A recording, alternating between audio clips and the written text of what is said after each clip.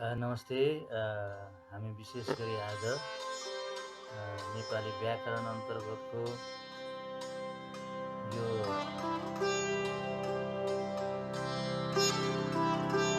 पदवर्ग अन्तर्गतका केही शब्दहरू र तिनीहरूका प्रकार सम्बन्धमा कुरा गर्न गइरहेको छु। आउनुहोस् हामी सुरु गरौँ। नेपाली व्याकरण यहाँ तपाईँहरू देख्न सक्नुहुन्छ नेपाली व्याकरण। विशेष गरेर यसमा पदवर्ग र अविकारी शब्द भनेर यहाँ व्यक्त गरिएको छ।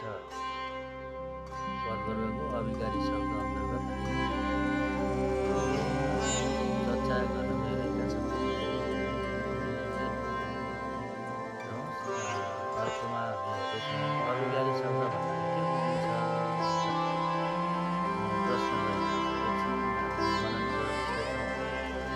अविकारी शब्द भन्नाले केलाई बुझिन्छ? हजुर, हामी केही अगाडि बढ्नेछौँ। अविकारी शब्द केलाई बुझिन्छ भनेर जान्छौँ।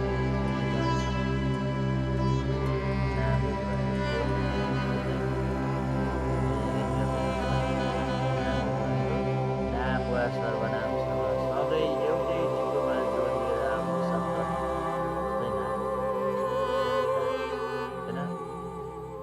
है। त्यसै गरी चाहिँ अब हामी अर्कोमा जाउँ त होइन।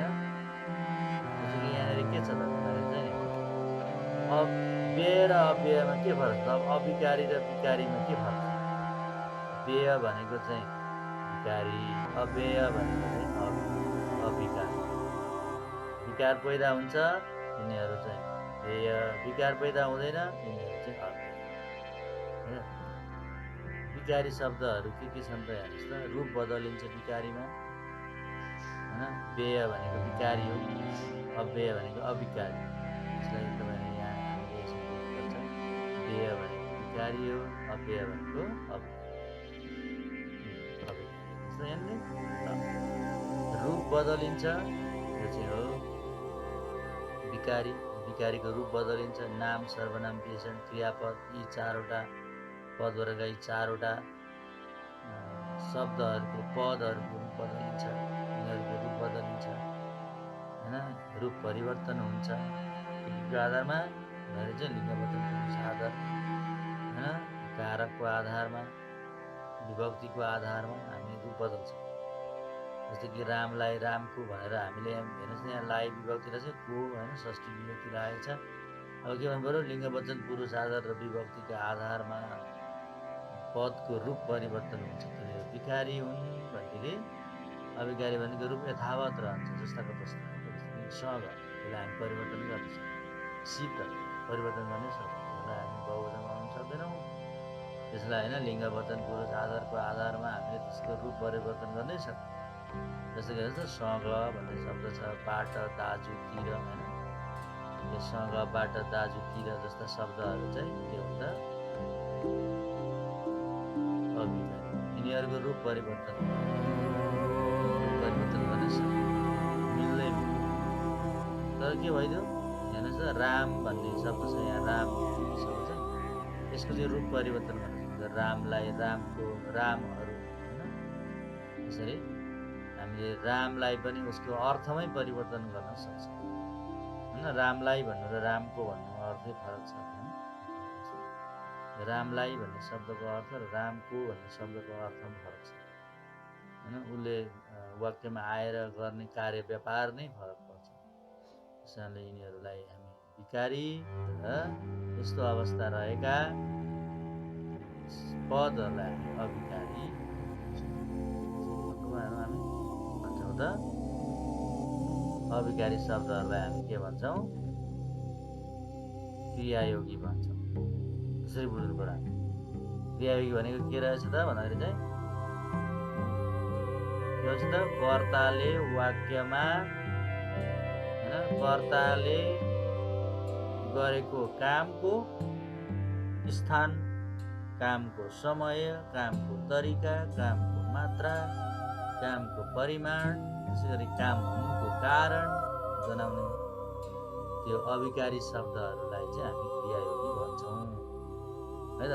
यहाँ लेखेको छ नि तपाईँ, हामीले पढ्न सक्छौँ। यो काम भएको स्थान, समय, तरिका, मात्रा वा परिमाण र कारण जनाउने अभिकारी शब्द नै क्रियायोगी हो भनेर। र क्रियायोगीलाई अङ्ग्रेजीमा एडभर्ब भनिन्छ। एडभर्ब अङ्ग्रेजीमा चाहिँ क्रियायोगी भन्छ। अर्को पोइन्टमा हामी हेरौँ त, क्रियायोगी वा क्रियायोगीका प्रकारहरूलाई अब चाहिँ हामी क्रियायोगी वा क्रियायोगीका प्रकारहरूलाई हामीले यहाँ हेर्न सक्छौँ है त। जस्तो कि क्रियायोगीका प्रकारहरू हेर्नुहोस् त। क्रियायोगीलाई हामी स्थानवाचक क्रियायोगी भन्छौँ। स्थानवाचक क्रियायोगी है। त्यसै गरेर क्रियायोगीलाई स्थानवाचक क्रियायोगीको रूपमा हेर्ने भनेको चाहिँ कहाँ भनेर प्रश्न गर्दा आउने सबै शब्दहरू चाहिँ हैन पदवर्गमा स्थानवाचक क्रियायोगी हुन्छन् भनेर बुझ्नु पर्यो। पदवर्गमा हैन, अङ्ग्रेजीमा पदवर्गलाई पार्ट्स अफ स्पिच भनिन्छ। त्यो अङ्ग्रेजीको पार्ट्स अफ स्पिच नेपालीको पदवर्ग हो हैन, शब्दवर्ग हो, जसलाई हामीले त्यसमा रहेको क्रियायोगी चिन्नु पर्यो भनेदेखि कसरी चिन्ने भन्दाखेरि स्थानवाचक क्रियायोगीहरू कहाँ भनेर प्रश्न गर्दा आउने माथि, यता, उता, भित्र, बाहिर हैन, त्यस्ता शब्दहरू चाहिँ काम कहाँ भयो त्यो काम हुनु, कहाँ भयो, काम भएको स्थान कहाँ हो त भन्दा काम माथि हुन्छ, काम यता हुन्छ, काम उता हुन्छ, काम भित्र हुन्छ, काम बाहिर हुन्छ हैन। यस्तो जनाउने शब्दलाई हामी चाहिँ क्रियायोगी भन्छौँ हैन। अब काम कहिले भयो त भन्दाखेरि चाहिँ समयवाचक क्रियायोगी भनेर भन्नुपर्छ कि अब यो चाहिँ मैले यहाँ किन राखेको भने परीक्षामा चाहिँ हामीले अब क्रियायोगी, समयवाचक, स्थानवाचक, रीतिवाचक हैन, अनि त्यसै गरेर चाहिँ तरिका जनाउने शब्द यहाँनिर तिरका भन्छ। यो तरिका हो, हामीले यसलाई चाहिँ तरिका वा रीति, रीति भनेको तरिका हो, रीति भनेको तरिका। ओके, अब जस्तो कि यो काम कहिले भयो भनेर भन्दाखेरि चाहिँ समयवाचक क्रियायोगी हुन्छ है त। जस्तो कि काम हिजो हैन भयो, आज भयो हैन, भोलि काम हुन्छ। कहिले हुन्छ? हिजो हुन्छ, आज हुन्छ, भोलि हुन्छ हैन, बिहान हुन्छ। त्यस्तै गरी समय जनाउने शब्दहरू जस्तो कि आगौँ होला, पोहोर भयो होला, यस्ता शब्दहरूलाई हामी समयवाचक क्रियायोगी। जब परीक्षामा चाहिँ अब यो स्थानवाचक, समयवाचक, रीतिवाचक भनेर लेखिरहनु पर्दैन, तर पनि कुनै प्यासेजबाट अथवा दिएको प्रश्नबाट क्रियायोगी छान्नु पर्यो भने चाहिँ, क्रियायोगी पत्ता लगाउनु पर्यो भने चाहिँ यो नियमलाई अथवा यो तरिकालाई चाहिँ हामीले ख्याल गरेकै हुनुपर्छ। यदि त्यस्तो अवस्था रहेन भनेदेखि चाहिँ हामीलाई क्रियायोगी चिन्न अलिकति गाह्रो पर्न सक्छ। कि अब यहाँ रीति तरिका, तरिका जनाउनेमा चाहिँ के हुन्छ? कसरी काम भयो हैन, कसरी काम, बिस्तारै काम भयो, थचक्क भयो हैन, जुरुक्क भयो, स्वाट्ट भयो हैन।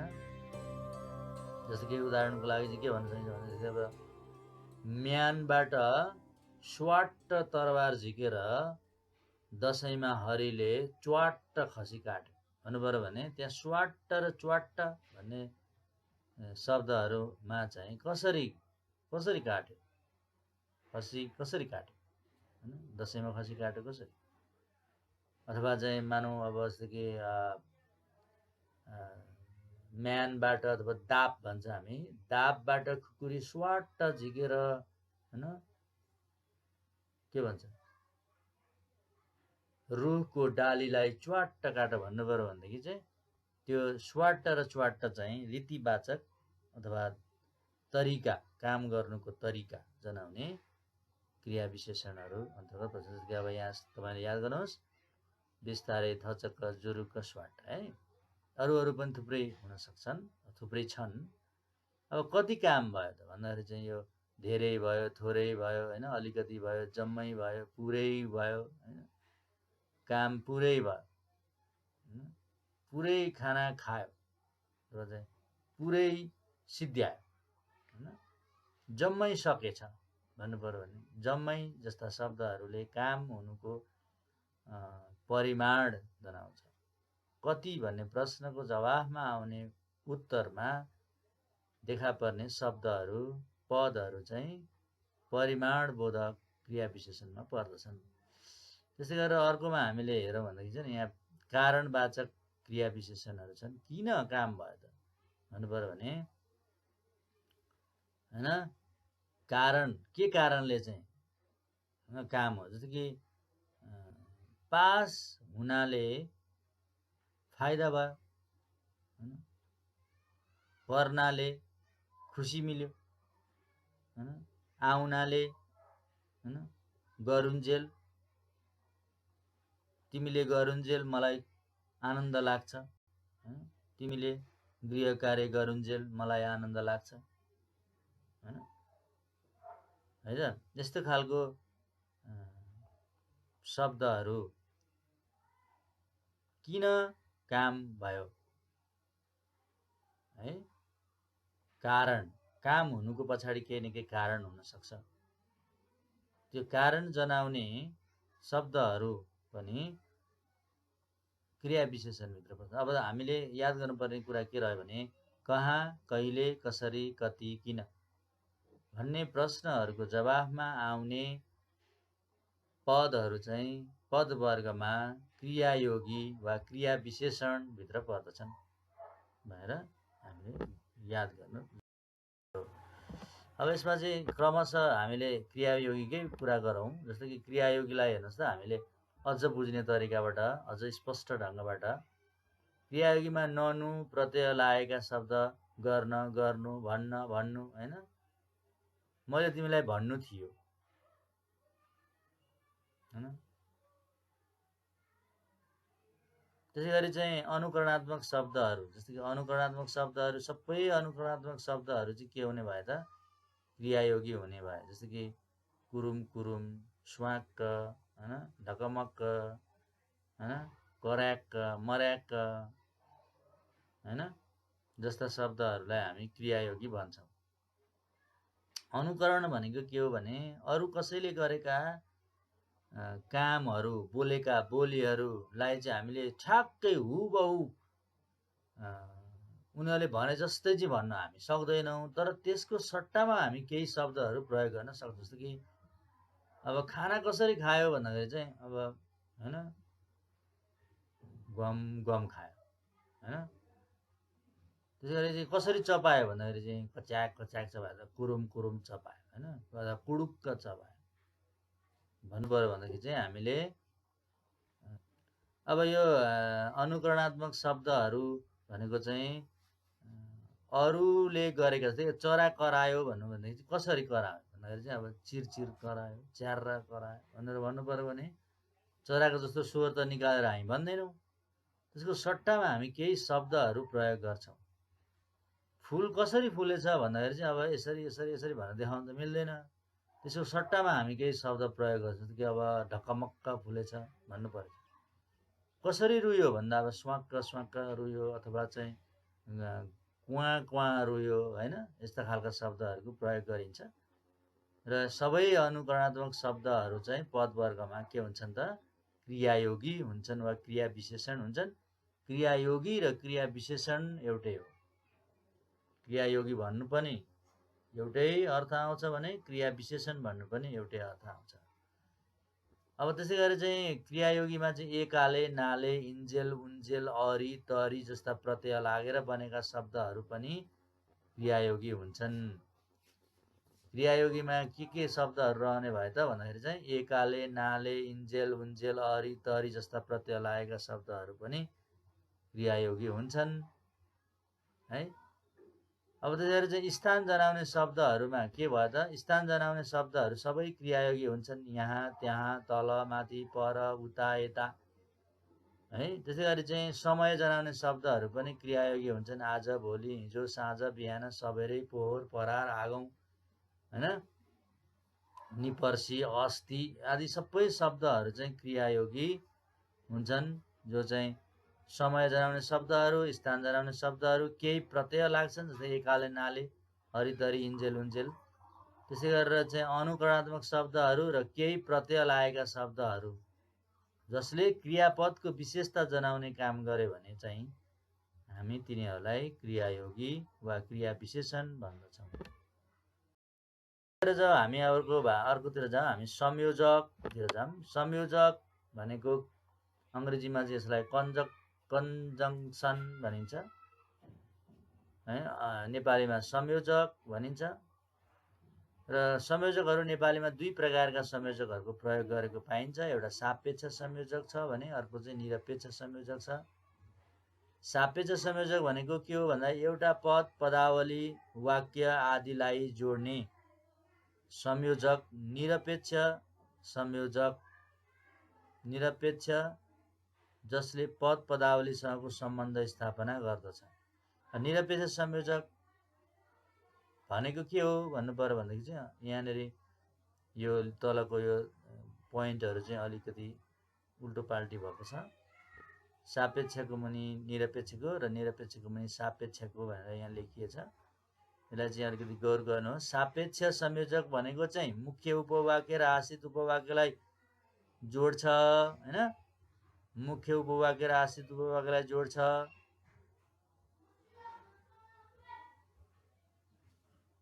मुख्य उपवाक्य र आश्रित उपवाक्यलाई जोड्ने संयोजकलाई चाहिँ हामी मुख्य उपवाक्य र आश्रित उपवाक्यलाई जोड्ने शब्द चाहिँ के हो भने मुख्य उपवाक्य र आश्रित उपवाक्यलाई जोड्ने हैन संयोजकलाई चाहिँ हामी सापेक्ष संयोजक भन्छौँ। भनेदेखि चाहिँ एउटा पद, पदावली, वाक्य आदिलाई जोड्ने हैन। पद पदावलीलाई जोड्छ, पदलाई जोड्छ, पदावलीलाई जोड्छ र हैन उपवाक्यहरूलाई जोड्छ। उपवाक्यलाई जोड्ने चाहिँ के भयो? सापेक्ष संयोजक भयो।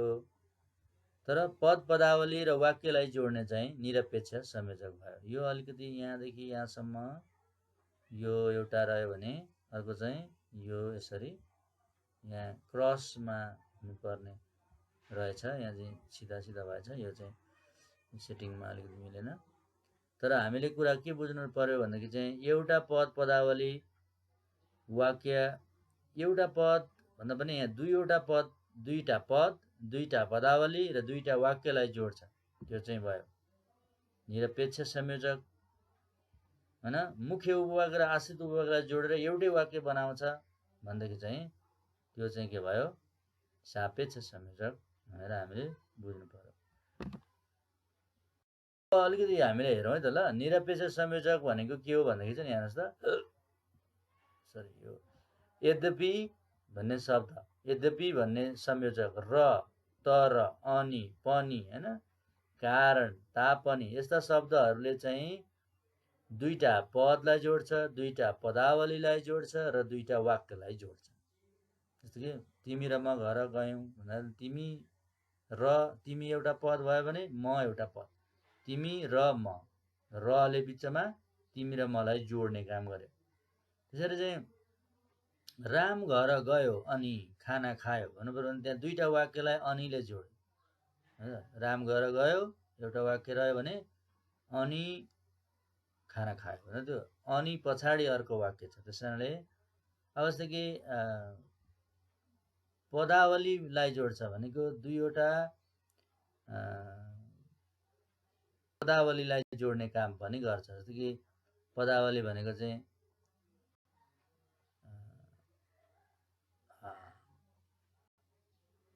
नहानेर नभनेर टेर्छ अब मान्छ। पदावलीभित्र चाहिँ कस्तो हुन्छ भन्दाखेरि चाहिँ आँखा चिम्लनु र जिब्रो टोक्नु, आँखा चिम्लनु र जिब्रो टोक्नु, अथवा माटो खानु र वैकुण्ठ जानु एउटै कुरा हो भन्नु भन्दाखेरि त्यो हैन। माटो खानु र बिचमा आएर दुईटा पदावलीलाई जोड्ने काम गरेको छ। यस्तो खालको निरपेक्ष संयोजकले चाहिँ के गर्छ त पद, दुईटा पदावली र दुईटा वाक्यलाई जोड्ने काम गर्छ र संयोजकहरू र तर अनि पनि यद्यपि तापनि हैन कारण यस कारण किन्तु परन्तु जस्ता शब्दहरू संयोजकको रूपमा नेपाली व्याकरणमा रहेका हुन्छन्। फेरि अर्को सापेक्ष संयोजक चाहिँ दुईटा के हुने भयो आश्रित उपवाक्य र प्रधान उपवाक्यलाई जोड्ने काम गर्छ भनेर हामीले हेरेका छौँ। जस्तो कि यहाँ जब तब जहाँ तहाँ जो त्यो हैन जो त्यसको जसले त्यसले भने भनी भनेर हैन जसरी त्यसरी जस्ता शब्दहरू चाहिँ के हुन् भने सापेक्ष संयोजक हुन्। जस्ता अब यिनीहरूले चाहिँ के गर्छ भन्दाखेरि चाहिँ नि जस्तो कि जब पानी पर्यो तब हिलो भयो भन्नु पर्यो भनेदेखि चाहिँ अगाडिको वाक्यले चाहिँ के गर्छ त आश्रित वाक्यको काम गरेको हुन्छ र हिलो भयो भन्ने वाक्यले चाहिँ हैन पूरक उपवाक्य रूपमा काम गर्छ। त्यसैले सापेक्ष संयोजकमा चाहिँ दुईटा पद पदावली र दुईटा वाक्यहरू हुँदैनन्। यिनीहरूमा चाहिँ एउटाले अर्को वाक्यको आशा गरेको हुन्छ, जो वाक्य आएपछि मात्रै पूर्ण वाक्यको अर्थ स्पष्ट हुन्छ। जस्तो कि अब जब पानी पर्यो मात्रै भन्यो भने त्यो वाक्यले अर्थ प्रदान गर्दैन, अर्थ प्रदान वाक्य हुँदैन। तब हिलो भयो भने मात्रै त्यसले के गर्छ त अर्थ प्रदान वाक्य निर्माण गर्छ। त्यसैले सापेक्ष संयोजकले जहिले पनि यस्ता वाक्यहरूलाई जोड्दछ र पद वर्गमा हामीले यहाँ ध्यान दिनुपर्ने कुरा के छ भने पद वर्गमा सापेक्ष संयोजकहरूलाई संयोजक लेखिँदैन। त्यसैले एकदम ध्यान दिनुपर्ने कुरा के छ भने सापेक्ष संयोजकलाई पद वर्गमा संयोजक लेखिँदैन र तिनीहरूलाई हामी विशेष गरेर कि चाहिँ यो क्रियायोगी हुन्छन् भने कि चाहिँ सर्वनामको रूपमा रहेका हुन्छन् है, कि चाहिँ क्रियायोगी कि चाहिँ सर्वनामको रूपमा हामी हेर्ने गर्छौँ। र यहाँ रहेको भने भनी भनेर हैन भने भनी भनेर संयोजक चाहिँ सापेक्ष संयोजकभित्र रहेका यसमा चाहिँ हामीले के कुरा बुझ्नु पर्यो भने यहाँ सबै जोडी जोडी संयोजक छ र सबै जबाट सुरु हुन्छ। सापेक्ष संयोजकको मुख्य विशेषता के हो भने सबै जोडी संयोजक, युगल संयोजक र सुरुको संयोजकको सुरुको अक्षर जबाट सुरु हुन्छ। जस्तो कि यहाँ त जब, जहाँ, जो हैन जसले जसरी जबाट सुरु भएको छ। तर यहाँ भने भनी भनेर चाहिँ सापेक्ष संयोजक भित्रको अपवादको रूपमा रहेको छ, किनकि यो भने भनी भनेर संयोजक एक्लै वाक्यमा आउने गर्दछ। तर यसले प्रधान उपवाक्य र आश्रित उपवाक्यलाई नै जोड्ने काम गर्छ। याद गर्नुपर्ने कुरा के हो भने सापेक्ष संयोजकलाई पद वर्गमा हामी यो युगल संयोजकमा आउने संयोजकहरू जो छन् तिनीहरूलाई पद वर्गमा क्रिया विशेषण वा सर्वनाम लेखिन्छ। उदाहरणहरू हेर्नुहोस् त हामी यहाँनिर तिमी र म घर जाउँ भन्ने वाक्यमा चाहिँ माथिको वाक्यमा रले तिमी र मलाई जोडेको छ। यो निरपेक्ष संयोजक हो, र चाहिँ निरपेक्ष संयोजक हो किनकि यसले यस्तै दुई पद पदावली र वाक्य जोड्छ। अगाडि हामीले कुरो गरिसकेका छौँ संक्षेपमा। जसले मह काट्छ उसले हात चाट्छ भन्ने वाक्यमा माथिको वाक्यमा जसले र बिचमा आएको उसलेलाई यहाँ संयोजक मानिन्छ हैन। यहाँ जसले छ अगाडि र उसले यहाँ बिचमा। तर यहाँ अघिल्लो आश्रित र पछिल्लो मुख्य वाक्य हो, किनभने जसले मह काट्छ भनौँ भनेदेखि चाहिँ यसले वाक्य टुङ्ग्याउँदैन। उसले हात चाट्छ भनौँ भनेदेखि चाहिँ अघिल्लो वाक्यलाई पूरा गर्न पछिल्लो वाक्य त्यहाँ आएको देखिन्छ। किनभने अघिल्लो वाक्यको अर्थ प्रदान गर्न पछिल्लो वाक्य त्यहाँ आएको छ। त्यसैले यहाँ अघिल्लो आश्रित र पछिल्लो मुख्य उपवाक्यको रूपमा देखिन्छ। त्यसैले सापेक्ष संयोजकले के गर्ने भयो त? मुख्य उपवाक्य र आश्रित उपवाक्यलाई जोड्छ। यसलाई ध्यान दिनु पर्यो मुख्य गरी। निरपेक्षले के गर्ने भयो त? दुईवटा पद, पदावली र वाक्यलाई जोड्छ। यो कुरालाई हामीले हैन।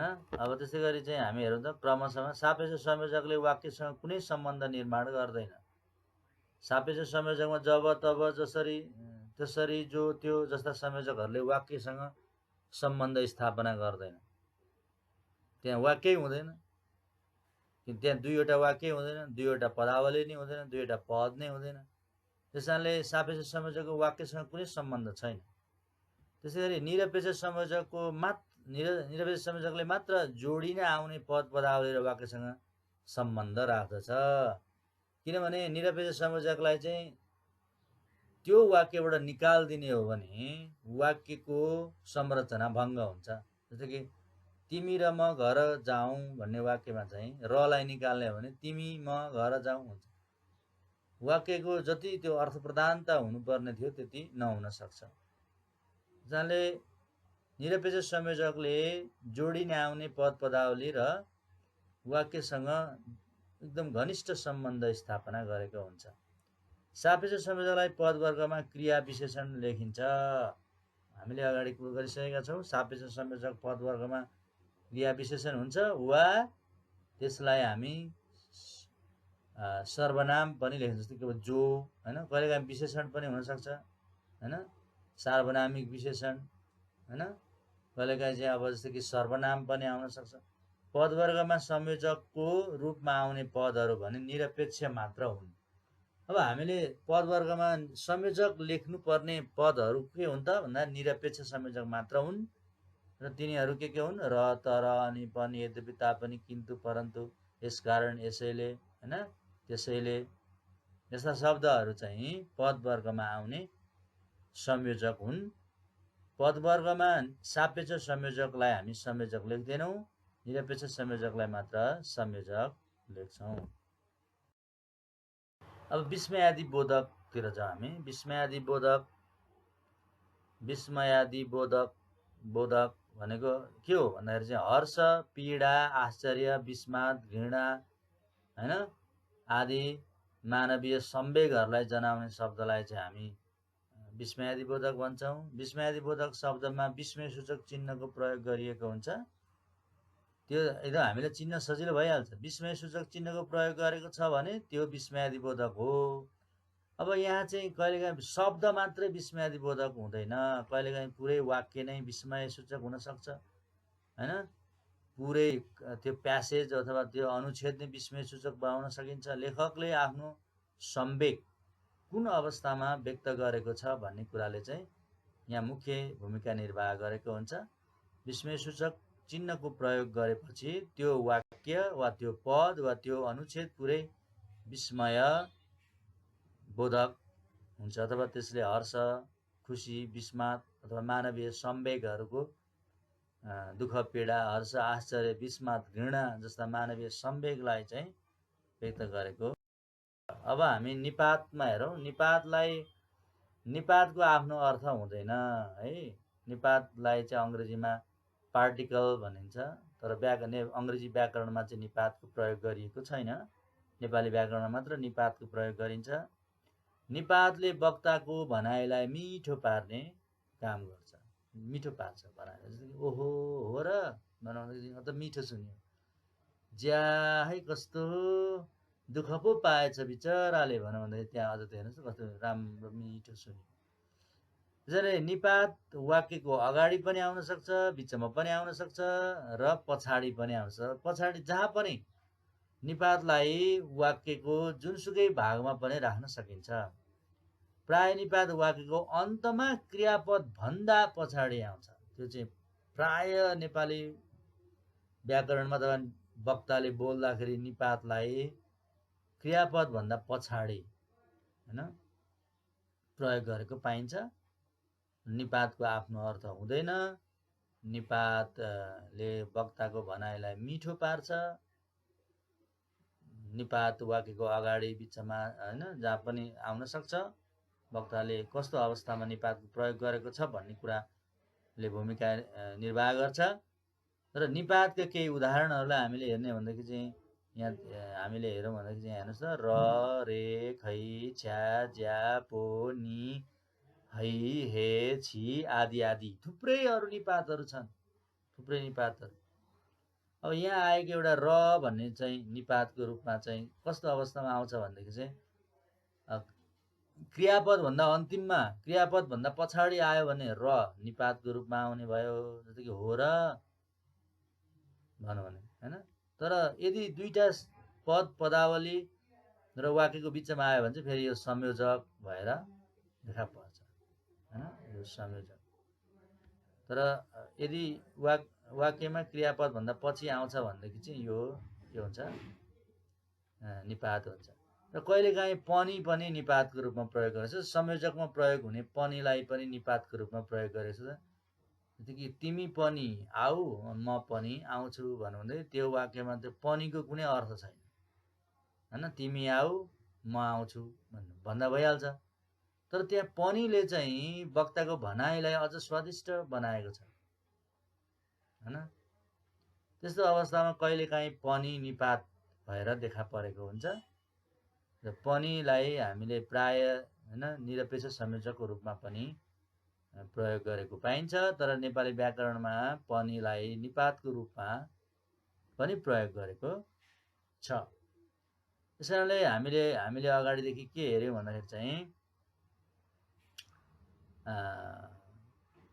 आज हामीले अव्यय अथवा अविकारी पदहरूको बारेमा हेर्यौँ। त्यो चाहिँ के थियो भन्दा नामयोगी थियो, क्रियायोगी थियो हैन, संयोजक थियो, त्यसै गरेर चाहिँ विस्मयादिबोधक थियो र निपात थियो। यी सबै पदहरू पद वर्गमा अथवा शब्द वर्गमा के हुन्छन् त अविकारी हुन्छन् त अव्यय हुन्छन्। यिनीहरूमा कुनै खराबी वा कुनै विकार वा यसमा कुनै लिङ्ग वचन पुरुष आधारको आधारमा विभक्ति लगाएर विकार वा रूप परिवर्तन गर्न सकिँदैन यस्तो अवस्थामा। धन्यवाद।